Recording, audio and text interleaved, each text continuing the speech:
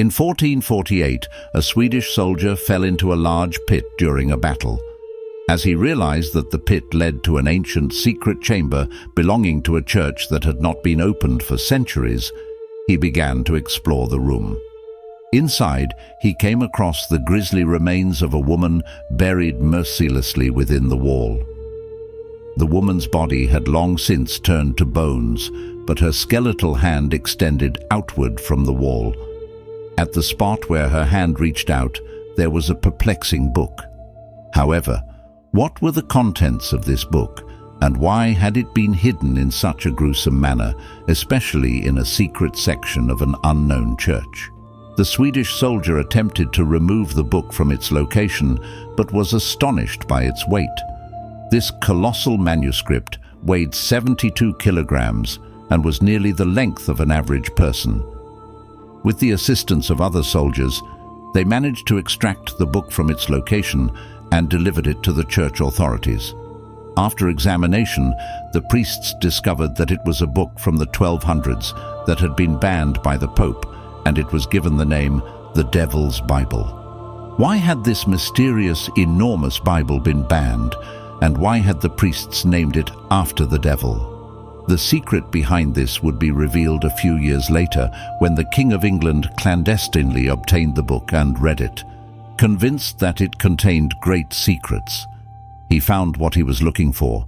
When the researchers opened the Bible, they were greeted with a large image of a devil, a shocking sight on the very first page of what was believed to be the Word of God. As they turned the pages, they encountered even more astonishing words, for this book contained the very words of the devil himself. The first words of the mysterious book sent shivers down their spines. "I raise my voice so that you may hear me. I call to the east and west. I send my signs to the south and north. To the weak, I promise death. To the strong, unlimited wealth. Open your eyes, you who have minds covered in mold. Open your eyes that you may see, and you, bewildered millions, listen to me." As they continued to flip through the pages, they discovered that the book contained numerous spells and incantations.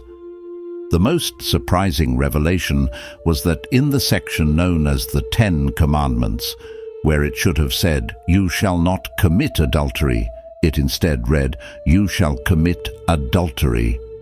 However, those who read these words began to inexplicably die, including the researchers in the king's court. Even the family of King Rudolph II, who had obtained the Devil's Bible from the Pope, suffered from deadly illnesses. That year, the winter was colder than usual, and the people of England were on the brink of starvation and freezing to death. In response, King Rudolph II ordered the destruction of the Devil's Bible, but his soldiers couldn't bring themselves to do it. Instead, they entrusted it to a nun, instructing her to hide it. She kept the Devil's Bible hidden in a church's cellar until it was rediscovered by scientists years later.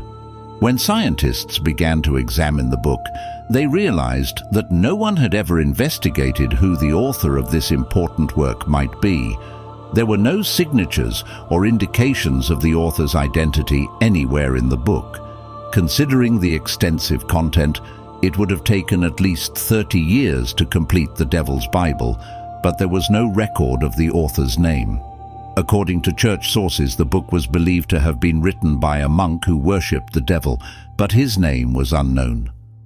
Another rumor suggested that the devil himself had written the book, deceiving a nun to do it on his behalf.